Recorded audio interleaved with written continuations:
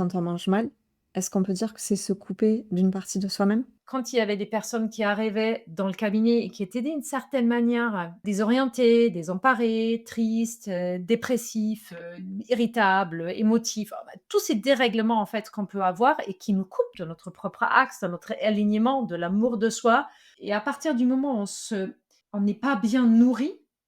on est aussi coupé de ça et j'ai observé que, parfois on a des difficultés à attaquer certaines thématiques de notre vie d'une manière frontale, c'est-à-dire, avec un psy ou en disant: «Oui, là, il faut que je parle de mon trauma d'abandon, de rejet, d'abus, de» voilà et qui sont vraiment durs parfois à aborder et à mettre en conscience parce qu'en fait, le vécu était difficile et quand on commence à travailler sur son assiette, quand on commence à travailler sur son axe intérieur,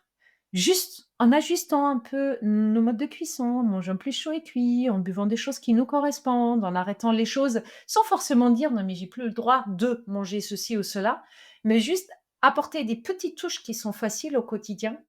J'ai observé quasiment chez tout le monde que ça amenait aussi des grosses transformations, émotionnelles, alors que c'était pas du tout prévu. Des gens qui d'un coup étaient capables d'affronter certaines thématiques, d'affronter certaines relations qui pouvaient être toxiques, que ce soit le conjoint, le boulot, d'autres endroits dans leur vie où ils étaient complètement bloqués. Mais à partir du moment où on se donne juste par la nourriture physique ce dont on a besoin, c'est un premier pas pour prendre soin de soi qui va tonifier notre axe, qui va rétablir notre axe et qui va nous permettre, à partir de l'axe à nouveau droite, d'agir sur ce qui nous entoure et qui est pas bon pour nous.